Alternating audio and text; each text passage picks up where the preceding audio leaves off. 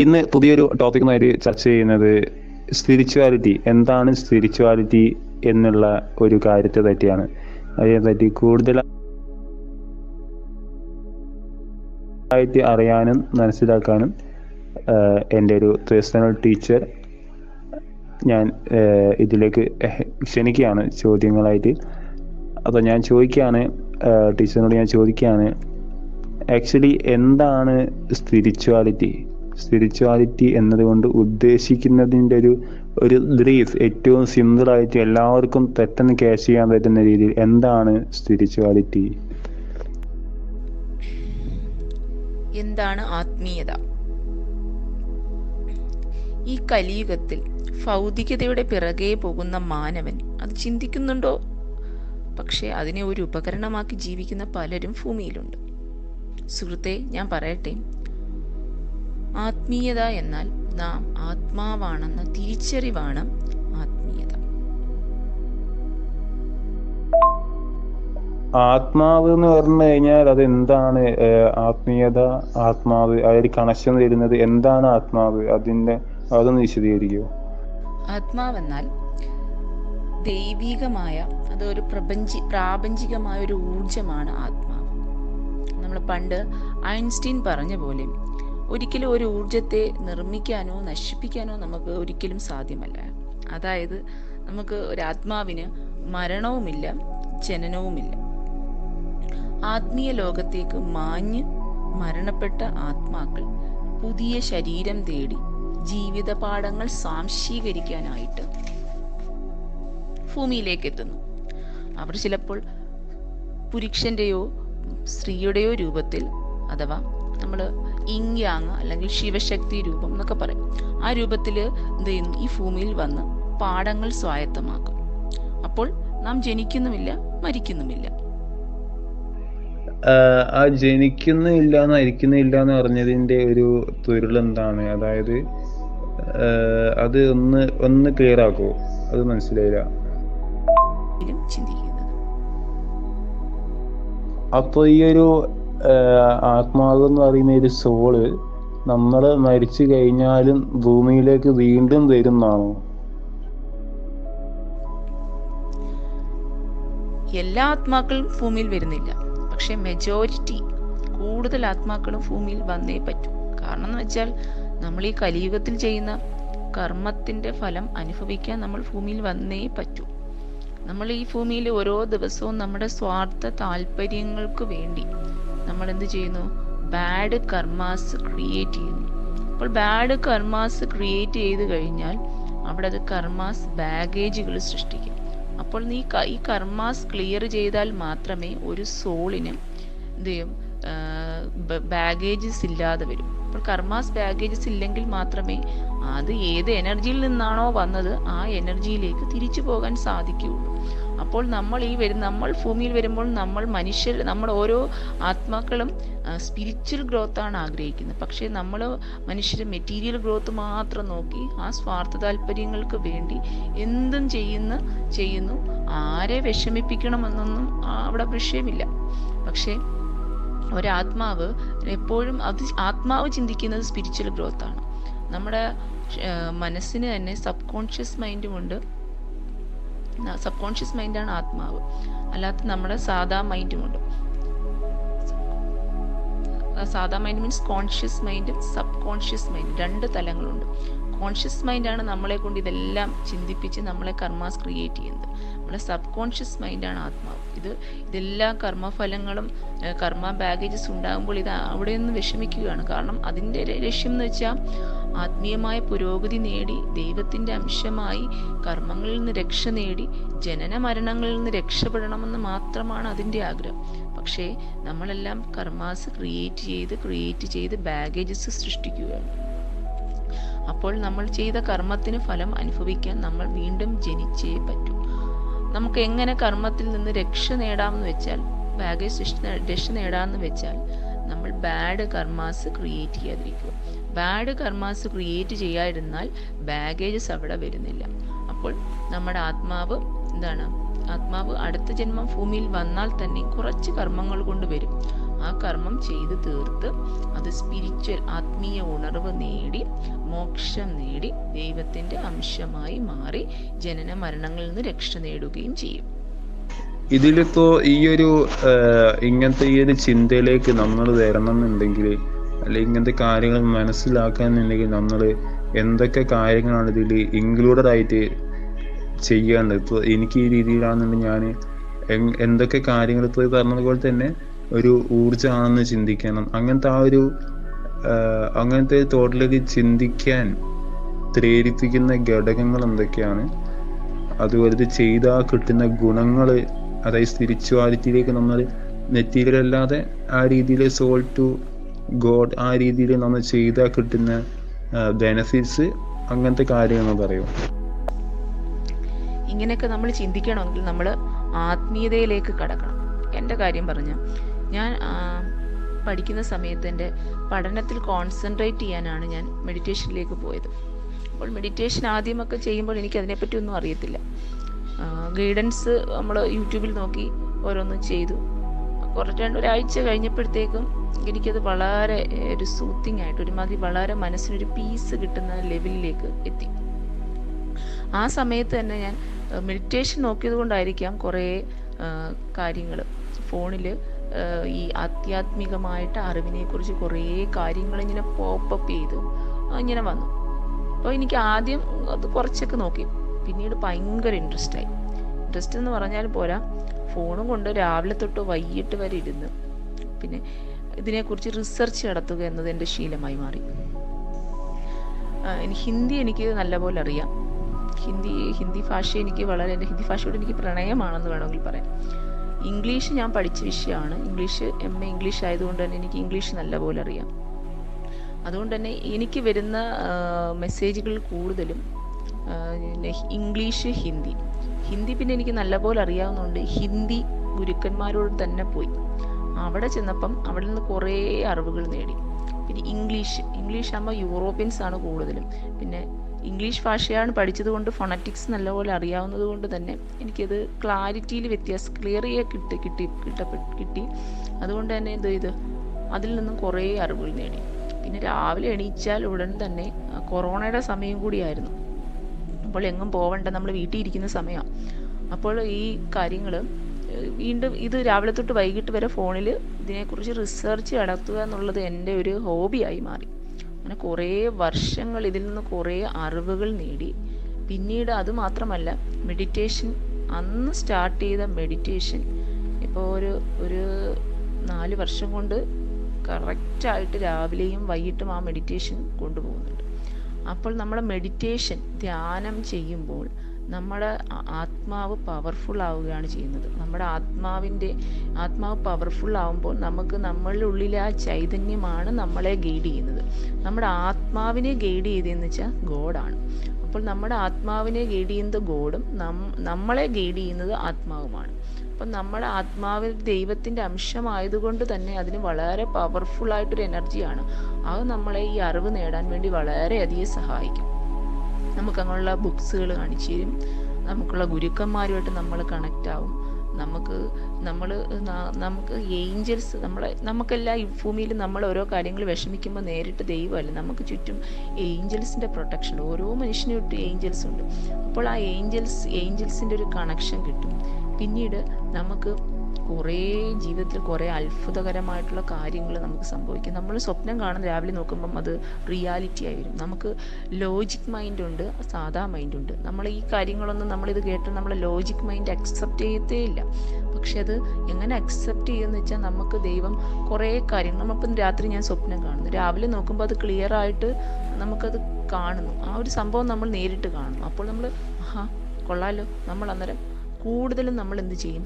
മെഡിറ്റേഷനിലേക്ക് പോകും. നമ്മൾ ആ ഒരു ആത്മീയമായ പുരോഗതിയിലേക്ക് പോകും. നമ്മുടെ ലോജിക്കൽ മൈൻഡിനെ മനസ്സിലാക്കി തരാൻ വേണ്ടി ദൈവം പല സ്വപ്നങ്ങൾ കാണിക്കും, പല കാര്യങ്ങൾ റിയലായിട്ട് കാണിക്കും, പല നമ്പറുകൾ കാണിക്കും. അതിലൂടെ ഒക്കെ വെച്ച് നമ്മൾ മുന്നോട്ട് പോകും. അങ്ങനെ ഇത്രയും നമ്മൾ ആധ്യാത്മികമായ അറിവ് ഒരു ആത്മാവിനെ നേടണം, ഈ ഭൂമിയിൽ ഈ ജന്മം നേടാൻ പറഞ്ഞിട്ടുണ്ടെങ്കിൽ തീർച്ചയായിട്ടും ഈ ജന്മം തന്നെ അത് നേടിയിരിക്കും. അതിന് നമുക്ക് മനുഷ്യർ തന്നെയാണ് നമ്മളെ സഹായിക്കുന്നത്. പല ഗുരുക്കന്മാരുടെ രൂപത്തിൽ സോഷ്യൽ മീഡിയയിലൂടെ തന്നെ നമ്മളെ അത് ഹെൽപ്പ് ചെയ്യുകയും ചെയ്യും.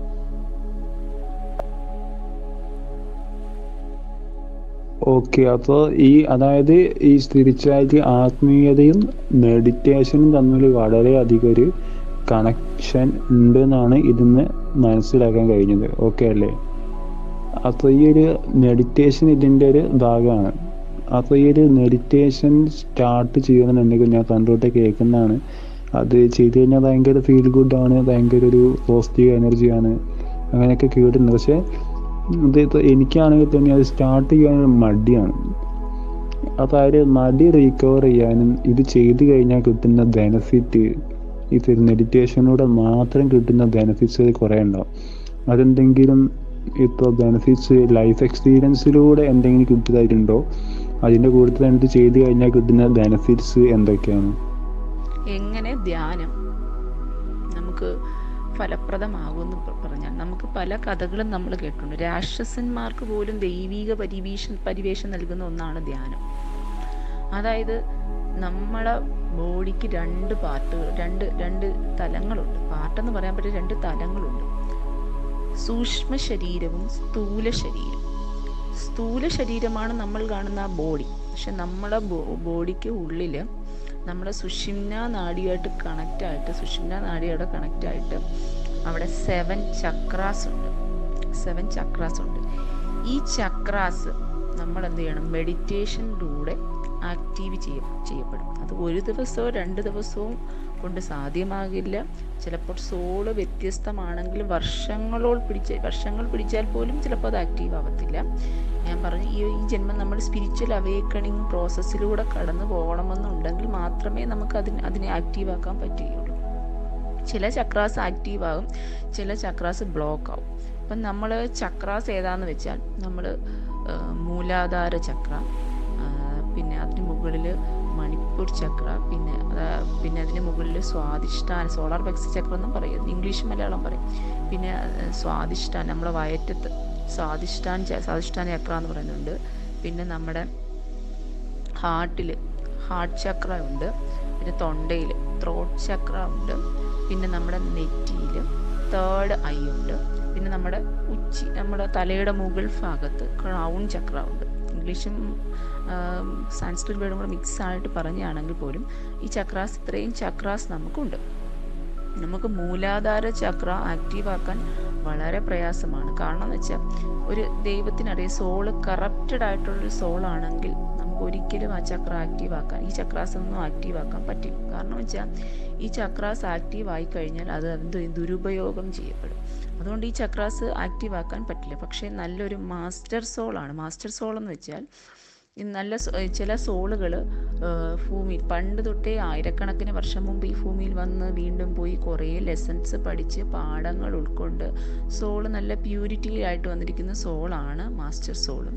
അല്ലെങ്കിൽ നമ്മൾ വേറെ, ഞാൻ പറഞ്ഞില്ലേ, ഏലിയൻസ് ഒക്കെ ഈ ഭൂമിയിൽ ജന്മം എടുക്കാറുണ്ട് ലെസൺസ് പഠിക്കാൻ വേണ്ടി. സ്റ്റാർ സീഡുകളുണ്ട്. അങ്ങനെയുള്ളവരൊക്കെ, ആ സ്റ്റാർ സീഡ് എന്ന് വെച്ചാൽ ഭൂമിയിൽ ആദ്യമായിട്ട് വരുന്നതായിരിക്കും. പക്ഷെ അവർക്ക് ഫസ്റ്റിൽ തന്നെ അവിടെ 3rd ഐ ആക്റ്റീവ് ആയിരിക്കും. അതുകൊണ്ട് തന്നെ ബാക്കി അവർക്കൊന്നും, പിന്നെ ജനിക്കുമ്പോഴേ തന്നെ അവർ സൈക്കിക് എബിലിറ്റീസ് ഒക്കെ ഉള്ളവരായിരിക്കും. അങ്ങനെ കുറേ ആൾക്കാരുണ്ട്. പിന്നെ ഈ കറക്റ്റായിട്ടുള്ള സോളിന് ഈ ചക്രാസ് ആക്റ്റീവ് ആക്കാൻ പറ്റില്ല. എത്ര മെഡിറ്റേഷൻ ചെയ്യാലും സാധ്യമല്ല. പക്ഷേ മാസ്റ്റർ സോളുകളാണ് ഈ ചക്രാസ് ആക്റ്റീവ് ആക്കുന്നത്.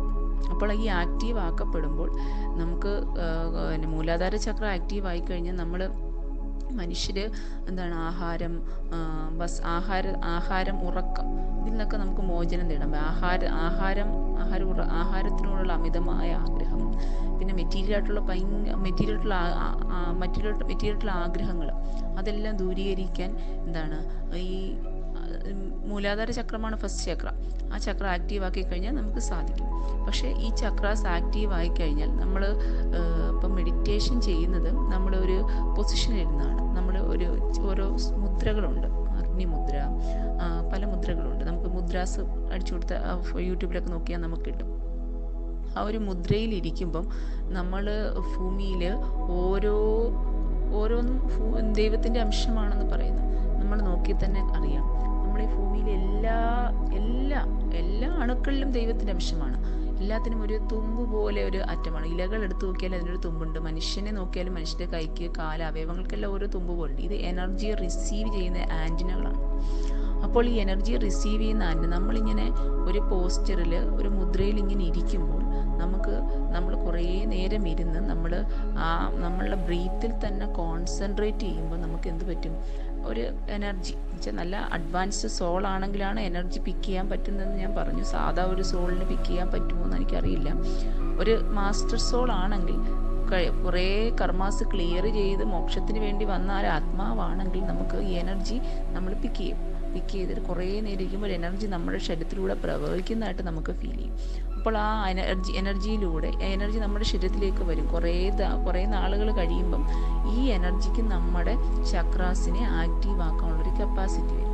അങ്ങനെ ഓരോ ചക്രാസും നമ്മുടെ സോളിൻ്റെ ആ സൂക്ഷ്മ തലമാണ്. ആ സോള് അത് ആക്റ്റീവ് ചെയ്യപ്പെട്ടുകൊണ്ടേയിരിക്കും. ഈ ഓരോ ചക്രാസ് ആക്റ്റീവ് ആകുമ്പോൾ നമുക്ക് പല പ്രയോജനങ്ങളുണ്ട്. നമ്മുടെ തേർഡ് ഐ എന്ന് പറയുന്നത് തേർഡ് ഐ ആക്റ്റീവ് ആക്കി കഴിഞ്ഞാൽ നമുക്ക് സൈക്കിക് എബിലിറ്റീസ് കിട്ടും. നമ്മളിപ്പോൾ ദൂരെ ഇരുന്ന ഒരാൾ നമ്മളെക്കുറിച്ച് ചിന്തിച്ചാൽ നമുക്ക് പെട്ടെന്ന് മനസ്സിലാവും. ടെലിപ്പതി കണക്ഷൻ അതാണ് പറയുന്നത്. നമ്മൾ ദൂരെ ഇരുന്ന ഒരാൾ ചിന്തിക്കുമ്പോൾ നമുക്കത് മനസ്സിലാകുന്ന ടെലിപ്പതി എന്ന് പറയും. ആ ടെലിപ്പതി കണക്ഷൻ വളരെ സ്ട്രോങ് ആയി കിട്ടും. പിന്നെ നമ്മുടെ ത്രോട്ട് ചക്ര ആക്റ്റീവ് ആയി കഴിഞ്ഞാൽ ആ വ്യക്തി പ്രസംഗത്തിലും പിന്നെ ഒരാളുടെ സംസാരത്തിലും മനോഹരമായി സംസാരിക്കാനൊക്കെ പറ്റും. നമ്മുടെ ഹാർട്ട് ചക്ര ആക്റ്റീവ് ആയി കഴിഞ്ഞാൽ നമുക്ക് എല്ലാവരോടും, ഈ ഭൂമിയിൽ കാണുന്ന എല്ലാവരോടും നമുക്ക് സ്നേഹമായിരിക്കും. മനസ്സിലായില്ലേ? അപ്പോൾ ആ സ്നേഹം നമുക്ക് ആരെയും ഒരു വ്യക്തിയെ പോലും നമുക്കൊരു ബോഡി ലെവലിൽ നമ്മളൊരു സോളായിട്ടേ കാണും. നമ്മളൊരാൾ വഴക്ക് പറഞ്ഞാൽ പോലും നമുക്കൊന്നും ഫീൽ ചെയ്യത്തില്ല. കാരണം ആ സോൾ അങ്ങനെ വൈബ്രേറ്റ് ചെയ്യുന്നത് നമുക്കറിയാം. അതുകൊണ്ട് നമുക്കൊന്നും തോന്നത്തില്ല. നമ്മൾ ബോഡി ലെവലിലല്ല ചിന്തിക്കുന്നത്. അങ്ങനെ പല കഴിവുകൾ, സ്വാധിഷ്ഠാന ചക്ര ആക്റ്റീവായി കഴിഞ്ഞാൽ നമ്മളുടെ സർഗാത്മകമായിട്ടുള്ള കഴിവുകൾ വളരും. നമ്മൾ എഴുത്തുകാരോ അങ്ങനെയുള്ള വ്യക്തികളൊക്കെ ആയി മാറും. പിന്നെ ക്രൗൺ ചക്ര ആക്റ്റീവായി നേരെ ഈ ചക്രാസ് എല്ലാം ആക്റ്റീവായി അവസാന ചക്രയാണ് ക്രൗൺ ചക്ര. ഈ ചക്ര ആക്റ്റീവായി കഴിഞ്ഞാൽ നമുക്ക് മോക്ഷ, ലിബറേഷൻ, നമ്മൾ ദൈവമായിട്ട് ഉള്ള കണക്ഷൻ സ്ട്രോങ് ആകും. അപ്പോൾ ആ ക്രൗൺ ചക്ര ആക്റ്റീവ് ആക്കുമ്പോൾ നമുക്ക് പെട്ടെന്ന് നമുക്ക് എന്ത് ചെയ്യും, നമ്മൾ ചിന്തിക്കുന്ന പോലും ദൈവത്തിനടുത്ത് നമ്മുടെ സോൾ പവർഫുൾ ആയി മാറുകയാണ് ചെയ്യുന്നത്. അപ്പോൾ നമുക്ക് പെട്ടെന്ന് തന്നെ നമ്മൾ എന്ത് വിഷമം വന്നാലും അതിനെ ദൈവമായിട്ട് നേരിട്ട് ആ സോള് പെട്ടെന്ന് കണക്റ്റ് ആവുകയാണ്. മറ്റ് സോളുകൾ പെതുക്കെ കണക്റ്റ് ആകുമ്പോൾ പെട്ടെന്ന് കണക്റ്റ് ആവും. നമുക്ക് നമ്മുടെ ദുഃഖങ്ങളും വിഷമങ്ങളും ഒക്കെ അത് അവിടെ ഹീൽ ചെയ്യപ്പെടും. നമുക്ക് എല്ലാം മാനിഫെസ്റ്റ് ചെയ്യാനുള്ള, നമ്മൾ എന്ത് ആഗ്രഹിച്ചാലും അത് മാനിഫെസ്റ്റ് ചെയ്യാനുള്ള കഴിവ് ഡെവലപ്പ് ചെയ്യും. ഓക്കെ, കേറിന് നല്ല ഇൻട്രസ്റ്റിംഗ് ആണ്. അതായത് ഈ ഒരു നമ്മൾ ആ ഒരു മാനിഫെസ്റ്റ് ചെയ്യുക അങ്ങനത്തെ കാര്യങ്ങളൊക്കെ നമുക്ക് നോർമലി ഇപ്പോൾ ഞാനാണെങ്കിലൊക്കെ നമുക്ക് ഇമോഷൻസ് കൺട്രോൾ ചെയ്യാൻ ഭയങ്കര പ്രയാസമാണ്. ഇപ്പോൾ ആരെങ്കിലും എന്തെങ്കിലും പറഞ്ഞു കഴിഞ്ഞാൽ നമ്മൾ പെട്ടെന്ന് അത് എഫക്റ്റ് ചെയ്യും. അങ്ങനത്തെ കുറേ കാര്യങ്ങളുണ്ടല്ലോ. അപ്പോൾ അങ്ങനത്തെ ഒരു ഓരോരുത്തർ ഓരോ ഇമോഷൻസിലൂടെ ആയിരിക്കും കടന്നു പോകുന്നുണ്ടാവുക. അപ്പോൾ നമുക്കത് അറിയില്ലല്ലോ. ഓരോരുത്തർ ലൈഫ് സ്റ്റൈൽ വളരെ വ്യത്യസ്തമായിരിക്കും. അപ്പം നമ്മൾ ആരെന്തെങ്കിലും പറഞ്ഞു ചോദിച്ചാൽ നമ്മളതിൽ സങ്കടത്തിൽ നിൽക്കുന്ന സമയത്ത് നമ്മളത് എന്തായാലും അത് എഫക്റ്റ് ചെയ്യും. പക്ഷെ ഇത്തരത്തിലുള്ള ഈ ഒരു കോൺസെപ്റ്റ് അല്ലെങ്കിൽ ഇങ്ങനെ ഈ ഒരു സ്പിരിച്വാലിറ്റി അല്ലെങ്കിൽ മെഡിറ്റേഷൻ അങ്ങനത്തെ രീതിയിലൊക്കെ നോക്കുന്ന സമയത്ത് ഇങ്ങനത്തെ ഒരുപാട് ബെനിഫിറ്റ്സ് ഉണ്ടാവുന്നുള്ളതാണ് മനസ്സിലാക്കാൻ കഴിയുന്നത്. ഇതിൽ നമുക്കിപ്പോൾ സ്റ്റാർട്ട് ചെയ്യാന്നുണ്ടെങ്കിൽ ഇപ്പോൾ ഒരു ലേസ്, ഇപ്പോൾ ഞാൻ എൻ്റെ കാര്യം ചോദിക്കുകയാണ്, ഇതൊന്നിൽ ഒരു സ്റ്റാർട്ട് ചെയ്യാൻ ഒരു എൻകറേജ് കിട്ടാൻ ഒരു വലുത് കത്തുക എന്ന് പറയുന്ന പോലെ ഒരു ടച്ചിങ് ഉണ്ടാവുമല്ലോ ചെയ്യാനുള്ള സ്റ്റാർട്ടിങ് ഫസ്റ്റ് സ്റ്റെപ്പ്. അപ്പോൾ അതിലേക്ക് എത്താൻ വേണ്ടിയിട്ട് എന്താണ് ചെയ്യേണ്ടത്? അങ്ങനത്തെ ഒരു ഫസ്റ്റ് സ്റ്റെപ്പിലേക്ക് എടുത്തു വെക്കാൻ അങ്ങനെ തോന്നാൻ അല്ലെങ്കിൽ ചെയ്യാൻ എന്താണ് ചെയ്യേണ്ടത്? അതായത് മടി മാറി ചെയ്യാനുള്ളൊരു ഇൻട്രസ്റ്റോട് കൂടെ ആക്ഷൻ ചെയ്യാൻ. അതിന് നമ്മൾ ആദ്യം മെഡിറ്റേഷനിലേക്ക് കടക്കണം. നമ്മൾ സോള് പവർഫുൾ ആക്കേണ്ടുള്ളത് നമ്മുടെ ഒരു ധർമ്മം കൂടിയാണ്. അപ്പോൾ നമ്മൾ മടി വന്നു കഴിഞ്ഞാൽ നമുക്കൊന്നും സാധിക്കത്തില്ല. അപ്പോൾ രാവിലെ ഇപ്പം മെഡിറ്റേഷൻ ചെയ്യാൻ ഒരു സമയമുണ്ട്. ഈ 3:30 to 5 ഇതൊരു ബ്രഹ്മമുഹൂർത്തമാണ്. ആ ബ്രഹ്മമുഹൂർത്തത്തിൽ നമ്മൾ മെഡിറ്റേഷൻ ചെയ്യുകയാണെങ്കിൽ അപ്പോഴാണ് ദൈവീകമായിട്ടുള്ള ഈ എനർജീസ് എല്ലാം ആക്റ്റീവ് ആകുന്ന സമയമാണ് ആ സമയം 3:30 to 5 മണി വരെ. അപ്പോൾ ഓട്ടോമാറ്റിക്കലി നമ്മൾ ഏത് സോളാണോ ഇപ്പോൾ മെഡിറ്റേഷൻ ചെയ്യുകയാണെങ്കിൽ കറക്റ്റായിട്ട് അത് ദൈവമായിട്ട് പെട്ടെന്ന് കണക്റ്റ് ആവും. ദൈവികമായ മുഹൂർത്തമാണത്, ഡിവൈൻ ടൈമാണ്, നല്ല ദൈവികമായ നല്ല എനർജിയുള്ളൊരു സമയമാണ്. ഭൂമിയിലെ ഏറ്റവും ബ്രഹ്മമുഹൂർത്തം, നല്ല എനർജറ്റിക് ആയിട്ടുള്ള നല്ലൊരു സമയമാണ്. അപ്പോൾ നമ്മൾ രാവിലെ നമ്മൾ മെഡിറ്റേഷൻ ചെയ്യുകയാണെങ്കിൽ നമ്മൾ ഒരു ദിവസം കൊണ്ടോ 2 ദിവസം കൊണ്ടോ ഒരിക്കലും പറ്റുമെന്ന് ഞാൻ പറയുന്നില്ല. നമ്മൾ മെഡിറ്റേഷൻ ചെയ്യുമ്പം എന്ത് ചെയ്യും, നമ്മൾ കുറച്ച് ദിവസം ചെയ്യുമ്പോഴത്തേനും നമുക്ക് നമ്മുടെ സ്വഭാവത്തിലും കുറച്ച് ദിവസം നമ്മൾ മെഡിറ്റേഷൻ ചെയ്യുകയാണെങ്കിൽ ഓട്ടോമാറ്റിക്കലി നമ്മൾ സോള് ഓരോ ദിവസവും പവർഫുള്ളാവും. അപ്പോൾ നമ്മളെ സോള് തന്നെ അതിനെ ഗൈഡ് ചെയ്യുമ്പം നമുക്ക് ആധ്യാത്മികമായ കാര്യങ്ങളിൽ ഇൻട്രസ്റ്റ് ഉണ്ടാവും. നമ്മളെപ്പോഴും പോസിറ്റീവായിട്ട് ചിന്തിക്കും. പിന്നെ വലിയൊരു ബെനിഫിറ്റ് എന്ന് പറഞ്ഞാൽ നമ്മൾ പെട്ടെന്ന് തന്നെ നമുക്ക് അസുഖങ്ങളിൽ നിന്ന് രക്ഷ നേടാൻ സാധിക്കും. നമ്മൾ പോസിറ്റീവായിട്ടുള്ള ആഹാരങ്ങൾ മാത്രം നമ്മൾ ഭക്ഷിക്കാൻ നമ്മൾ തയ്യാറാകുള്ളൂ. പിന്നീട് നമ്മൾ നെഗറ്റീവായിട്ടുള്ള ഫുഡ് അങ്ങനെ മെഡിറ്റേഷനിലോട്ട് കൂടുതൽ കോൺസെൻട്രേറ്റ് ചെയ്യുന്നൊരു കൂടുതലും നമ്മൾ പ്യുവർ വെജിറ്റേറിയൻ ആയിരിക്കും. അപ്പോൾ നോൺ വെജിറ്റ് കഴിക്കാൻ പറ്റില്ല എന്നല്ല, ചിലവർ കഴിക്കുന്നവരുമുണ്ട്. പക്ഷേ നമ്മുടെ സോള് പവർഫുള്ളായി വരുന്തോറും നമ്മൾ നെഗറ്റീവ് എന്തുണ്ടോ അതിനെല്ലാം നമ്മൾ ത്യജിക്കും. ഫുഡാണെങ്കിലും നെഗറ്റീവായിട്ടുള്ള കൂട്ടുകെട്ടാണെങ്കിലും എല്ലാം തന്നെ നമ്മൾ ത്യജിക്കും. ഓട്ടോമാറ്റിക്കലി നമ്മൾ പോസിറ്റീവായിട്ടുള്ള കാര്യങ്ങൾ മാത്രം അട്രാക്റ്റ് ചെയ്യാനായിട്ട് ശ്രമിക്കും. അപ്പോൾ എന്ത് ചെയ്യും, കുറച്ച് നാൾ നമ്മൾ രാവിലെ എഴുന്നേറ്റ് നമ്മൾ ആ ഒരു സമയത്ത് മെഡിറ്റേഷൻ ചെയ്യുക. എന്നിട്ട് നമുക്ക് ദൈവത്തോട് നമ്മൾ പറയുക, ദൈവമേ ഇന്ന് നല്ല ദിവസമായിരിക്കണേ, അല്ലാതെ നമുക്ക് അത് വേണം ഇത് വേണം. നമുക്ക് വൈകിട്ട് രാത്രിയിൽ നമ്മൾ അതിൻ്റെ ഒരു ബെനിഫിറ്റ് നമുക്ക് കിട്ടും. അപ്പോൾ ഉറങ്ങുന്നതിന് മുമ്പ് കുറച്ച് നേരം ധ്യാനത്തിലിരുന്നിട്ട് നമ്മൾ ഇന്നത്തെ ദിവസം നല്ലതായിരുന്നു ദൈവമേ, നമ്മൾ ഗ്രാറ്റിറ്റ്യൂഡ് പേ ചെയ്യണം. അപ്പോൾ നമ്മൾ ഗ്രാറ്റിറ്റ്യൂഡ് പേ ചെയ്ത് നമ്മൾ ഉറങ്ങാൻ പോകുന്നു. നമ്മൾ രാവിലെ ആ റുട്ടീനായിട്ട് നമ്മൾ കുറച്ച് നാൾ കഴിയുമ്പോൾ നമ്മൾ മെഡിറ്റേഷൻ നമ്മുടെ ജീവിതത്തിൻ്റെ ഒരു ഭാഗമായിട്ട് മാറും. പക്ഷേ ഈ ചക്രാസ് കംപ്ലീറ്റ് ആക്റ്റീവ് ആക്കാൻ പറ്റിയില്ല എങ്കിൽ പോലും നമ്മുടെ ജീവിതത്തിൻ്റെ സോള് പവർഫുൾ ആയിക്കൊണ്ടിരിക്കുകയാണ്.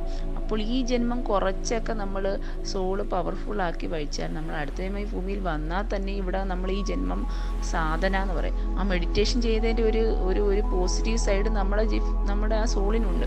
അപ്പോൾ അടുത്ത ജന്മമാകുമ്പം നമ്മുടെ ആ ഒരു സ്പിരിച്വലായിട്ടുള്ള അവേക്കനിങ്ങിന് അത് വളരെ പ്രയോജനം ചെയ്യും. നമ്മളെ കർമാസ് നമ്മൾ ധ്യാനത്തിലൂടെ നമുക്ക് പെട്ടെന്ന് തന്നെ നമുക്ക് കർമാസ് ബാഗേജുകൾ ക്ലിയർ ചെയ്യാൻ പറ്റും. നമ്മൾ കൂടുതൽ പിന്നെ നമ്മൾ പോസിറ്റീവായിട്ടുള്ള കാര്യങ്ങളാണ് അട്രാക്റ്റ് ചെയ്യുന്നതുകൊണ്ട് തന്നെ നമ്മൾക്കറിയാം, നമ്മളോരോ സോളിനും അറിയാം ഇത് നമ്മൾ നമ്മൾ കൊടുക്കുന്നതായിരിക്കും തിരിച്ച് വാങ്ങുന്നതെന്ന് അറിയാം. അതുകൊണ്ട് തന്നെ നമ്മളെ സോള് കൂടുതൽ ബാഡ് കർമാസ് ക്രിയേറ്റ് ചെയ്യാൻ പിന്നെ പോകത്തില്ല. അപ്പോൾ നമ്മളെന്ത് വളരെ കൂടുതൽ കർമാസ് ക്രിയേറ്റ് ചെയ്യപ്പെടുന്നില്ല, അപ്പോൾ ബാഗേജും വരുന്നില്ല.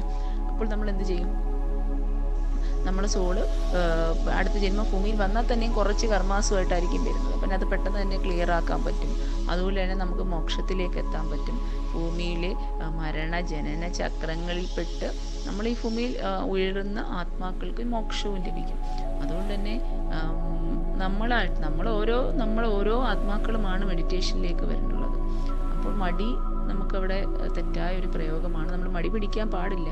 കുറച്ച് നാൾ ചെയ്ത് നോക്കുക. നമ്മുടെ മനസ്സിൽ നിന്ന് അതിനെ ദൂരീകരിച്ചിട്ട് നമ്മൾ രാവിലെയും വൈകിട്ടും ചെയ്യുക. അതിൻ്റെ ബെനിഫിറ്റ് തീർച്ചയായും ഉണ്ടാകും. ഞാനെന്ന വ്യക്തിക്ക് അതുമൂലം ധാരാളം ബെനിഫിറ്റ്സ് ആണ് ജീവിതത്തിലുണ്ടായത്. ഞാൻ തന്നെ അതിനൊരു തെളിവാണ്. ഓക്കെ, എന്തായാലും ഇത്രയും കുറേ കാര്യങ്ങൾ സംസാരിച്ചു. കുറേ കാര്യങ്ങൾ ക്യാപ്ചർ ചെയ്യാൻ എനിക്ക് ആക്സെപ്റ്റ് ചെയ്യാൻ പറ്റിയിട്ടുണ്ട്. എന്തായാലും ട്രൈ ചെയ്യുന്ന രീതിയിലേക്ക് ഞാൻ എത്തും. ഇത് കേൾക്കുന്നവർക്കും എത്താൻ കഴിയട്ടെ എന്ന് വിചാരിക്കുകയാണ്. കാരണം ആ ഒരു മെഡിറ്റേഷൻ തന്ത്രോട്ടേ കേൾക്കുന്ന എല്ലാവരും പറയുന്നതാണ്, നമുക്ക് എന്ത് സക്സസ് ആവണമെന്നുണ്ടെങ്കിലും എന്ത് കാര്യത്തിനാണെന്നുണ്ടെങ്കിലും നമ്മുടെ മൈൻഡ് കാമായി നിൽക്കുക, അങ്ങനത്തെ കുറേ കാര്യമുണ്ട്. അതൊക്കെ മെഡിറ്റേഷനിലൂടെ നമുക്ക് എന്ത് ആഗ്രഹങ്ങൾ നേടിയെടുക്കാനൊക്കെ പറ്റുന്നത് കേട്ടിട്ടുണ്ട്. അപ്പം എന്തായാലും ഞാനൊരു സമയത്ത് ചെയ്തിട്ടുണ്ടായിരുന്നു, പിന്നെ മടി വന്നപ്പോൾ അത് നിർത്തേണ്ടി വന്നു. അതായത് ലോങ് ബ്രീത്ത് എടുക്കുക, ലോങ് അങ്ങനെയല്ലേ? ശ്വാസം എടുക്കുക, ഹോൾഡ് ചെയ്യുക, ശ്വാസം വിടുക, ഈ രീതിയിലല്ലേ ചെയ്യേണ്ടത്? അതെന്തായാലും ആ രീതിയിൽ നോക്കാം. അപ്പോൾ ഇത് കേൾക്കുന്നവരോട് എന്താണ് എന്തെങ്കിലും അഡീഷണൽ ആയിട്ട് ഇപ്പോൾ മാമിന് പറയാനുണ്ടോ? കൂടുതൽ എന്തെങ്കിലും അഡീഷണൽ ചേർക്കാനുണ്ടോ? എന്തെങ്കിലും വിട്ടുപോയതായിട്ടുണ്ടോ? അങ്ങനെ എന്തെങ്കിലും ഉണ്ടെങ്കിൽ കുറച്ച് കാര്യങ്ങളൂടെ നമുക്ക് പറഞ്ഞിട്ട് ഈ ഒരു ടോപ്പിക്ക് എൻഡ് ചെയ്യാം. ഞാൻ പറഞ്ഞപ്പോൾ മൂലാധാര ചക്ര ആക്റ്റീവ് ആക്കുമ്പോൾ നമുക്ക് അമിതമായ ഉറക്കം, അമിതമായ ഭക്ഷണത്തിനോടുള്ള താല്പര്യം, അതിൽ നിന്നൊക്കെ നമുക്ക് മോചനം നേടാമെന്ന് പറഞ്ഞു. മൂലാധാര ചക്ര ആക്റ്റീവ് ആകാൻ കുറച്ച് പ്രയാസമാണ്. പക്ഷേ ചിട്ടയായ മെഡിറ്റേഷനിലൂടെയും നമ്മുടെ സോളിൻ്റെ ആ ഒരു പവർഫുൾ വെച്ചിട്ട് അത് ആക്റ്റീവായി കഴിഞ്ഞാൽ നമുക്ക് ആഹാരം, വസ്ത്രം, പാർപ്പിടം, ഇത് മൂന്നിനും നമുക്ക് പണം, ഇത് മൂന്നിനും ഒരിക്കലും നമുക്കൊരു ബുദ്ധിമുട്ടുണ്ടാകത്തില്ല. അത് നമ്മൾ ഹീൽ ചെയ്യപ്പെട്ടുകൊണ്ടേയിരിക്കും. അപ്പോൾ നമ്മളുടെ സോള്, നമ്മൾ മെഡിറ്റേഷൻ ചെയ്യുമ്പോഴത്തേനും നമ്മുടെ സോള് പവർഫുള്ളാകും. നമ്മൾ കുറച്ച് നെഗറ്റീവ് എനർജീസ്, നെഗറ്റീവായിട്ടുള്ള കാര്യങ്ങൾ നമ്മളിൽ നിന്ന് പോകും. അപ്പോൾ നമ്മുടെ സോള് കറപ്റ്റഡ് ആയിട്ടുള്ള സോൾസിന് ഇതൊന്നും ആക്റ്റീവ് ആക്കാൻ ഞാൻ പറ്റില്ലെന്ന് പറഞ്ഞു. കാരണം വെച്ചാൽ കറപ്റ്റഡ് ആയിട്ടുള്ള ഒരാൾ ഇതൊക്കെ ആക്റ്റീവ് ആയി കഴിഞ്ഞാൽ, സൈക്കിക് എബിലിറ്റി ഇങ്ങനെയുള്ള സംഭവങ്ങളൊക്കെ ആക്റ്റീവ് ആക്കി കഴിഞ്ഞാൽ ദുരുപയോഗം ചെയ്യും. അതുകൊണ്ട് തന്നെ നമ്മൾ ഓട്ടോമാറ്റിക്കലി മെഡിറ്റേഷൻ കുറേ വർഷങ്ങൾ ചെയ്യുമ്പോൾ, കുറേ നാൾ ചെയ്യുമ്പോൾ നമ്മൾ ഓട്ടോമാറ്റിക്കലി നമ്മൾ പോസിറ്റീവ് ആയി കൺവേർട്ട് ചെയ്തുകൊണ്ടിരിക്കും. നെഗറ്റീവിൽ നിന്ന് നമ്മൾ ഒരു പോസിറ്റീവായിട്ട് മാറിക്കൊണ്ടിരിക്കും. ഇരുട്ടിൽ നിന്ന് വെളിച്ചത്തിലേക്ക് വരികയാണ് ചെയ്യുന്നത്. നമുക്ക് ചുറ്റുപാടുള്ള നോക്കിക്കോളൂ, എല്ലാ ആത്മീയ ആചാര്യന്മാരാണ് നമ്മളെ ഈ ഭൂമിയിൽ എന്തെങ്കിലും മാറ്റം വരുത്തിയിട്ടുള്ളത്. ശ്രീനാരായണ ഗുരുവായാലും, ചട്ടമ്പി സ്വാമി ആയാലും, നമ്മുടെ ചാവറയച്ചനായാലും, നമ്മുടെ വക്കം മൗലവി ആയാലും, പിന്നെ നമ്മുടെ അയ്യങ്കാളി ആയാലും, ഇവരെല്ലാം ആത്മീയ ആചാര്യന്മാരായിരുന്നു. നമ്മുടെ എനിക്ക് ഏറ്റവും പ്രിയപ്പെട്ട നമ്മുടെ വിവേകാനന്ദൻ, അദ്ദേഹമൊക്കെ ആത്മീയ ആചാര്യന്മാരായിരുന്നു. ഇവരൊക്കെ ഓൾറെഡി സ്പിരിച്വൽ അവേക്കണിങ് പ്രോസസ്സ് കടന്ന ആൾക്കാരാണ്. ഇവരുടെ എല്ലാം ഗുരുവായ തൈക്കാട് അയ്യാ ഗുരു, ഇതൊക്കെ ആത്മീയമായ പുരോഹിത, ആത്മീയമായിട്ടുള്ള അറിവുള്ളവരായിരുന്നു. അവരാണ് ഈ ഭൂമിയിൽ ഓരോ മാറ്റങ്ങളും വരുത്തിയത്. അപ്പോൾ ഓൾറെഡി ഇവരെല്ലാം മാസ്റ്റർ സോൾസ് ആണ്. അവരൊക്കെ സ്പിരിച്വൽ അവേക്കണിങ് കഴിഞ്ഞ് അവരെന്ത് ചെയ്തിരിക്കുന്നു? മോക്ഷം നേടി അവർ ഈ ഭൂമിയിൽ നിന്ന് തന്നെ എന്നേക്കും ദൈവത്തിൻ്റെ ഒരു എനർജിയായി മാറിയിരുന്നു. അതുകൊണ്ടാണ് നമ്മൾ ശ്രീനാരായണ ഗുരുവിനെ ആൾക്കാർ ദൈവമായിട്ട് കാണുന്നു. നമ്മൾ ദൈവമായിട്ട് കാണുമ്പോൾ തെറ്റില്ല. കാരണം വെച്ചാൽ അവേക്കണിങ് കഴിഞ്ഞാൽ അത് ദൈവത്തിൻ്റെ എനർജിയായി മാറിക്കഴിഞ്ഞിരിക്കുന്നു. അങ്ങനെ സ്പിരിച്വൽ വിവേകാനന്ദൻ, അദ്ദേഹവും അതുപോലെ തന്നെയാണ്. അദ്ദേഹം മോക്ഷം നേടി സ്പിരിച്വൽ അവേക്കണിങ് കഴിഞ്ഞ് ദൈവാംശമായി മാറിയിരിക്കുന്നു. അവരെയൊക്കെ ദൈവമായി കാണുന്നതിൽ പോലും നമുക്ക് തെറ്റ് പറയാൻ പറ്റില്ല. കാരണം വെച്ചാൽ അവരെല്ലാം ഈ പ്രോസസ്സിലൂടെ കടന്നുപോയി മോക്ഷം നേടിയിട്ടുള്ളവരാണ്. അതുപോലെ നമ്മളിലുള്ളതും ആ ഒരു ചൈതന്യം തന്നെയാണ്, ദൈവത്തിൻ്റെ അതേ അംശമാണ് നമ്മളിലുള്ളത്. പക്ഷേ നമ്മൾ അതിനെ ഡീൽ ചെയ്യുന്നത് വ്യത്യസ്തമായിട്ടാണെന്ന് മാത്രം.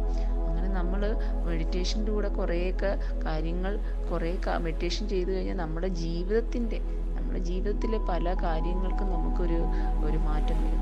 പല കാര്യങ്ങൾ നമ്മുടെ സ്വഭാവത്തിൽ മാറ്റം വരും, മനസ്സിൽ ശാന്തത വരും, എല്ലാവരുടെയും സ്നേഹം വരും. നമുക്ക് ഒരു മനുഷ്യൻ ബുദ്ധിമുട്ടുന്ന കണ്ടു കഴിഞ്ഞാൽ നമുക്ക് അവരെ ഉള്ളത് കൊണ്ട് സഹായിക്കാൻ പറ്റും. ഇതൊക്കെ ഉള്ള നല്ല സ്വഭാവങ്ങൾ നമ്മളുടെ ഉള്ളിൽ ക്രിയേറ്റ് ചെയ്യപ്പെടും. അപ്പോൾ നമ്മൾ ഈ ഭൂമിയിൽ ഒരു ദിവസം ജീവിച്ചാലും നല്ല മനുഷ്യനായിട്ട് ജീവിക്കാൻ പറ്റിയാൽ അതാണ് ഏറ്റവും വലിയ കാര്യം. അതുകൊണ്ട് തന്നെ മെഡിറ്റേഷനിലൂടെ നമുക്ക് നല്ലൊരു മനുഷ്യനായി മാറാൻ പറ്റും. ബാക്കി കാര്യങ്ങളൊക്കെ പോട്ട് നല്ലൊരു മനുഷ്യനായി മാറാൻ പറ്റും. നമുക്ക് കുറേ നല്ല കാര്യങ്ങൾ മാനിഫെസ്റ്റ് ചെയ്യാൻ പറ്റും.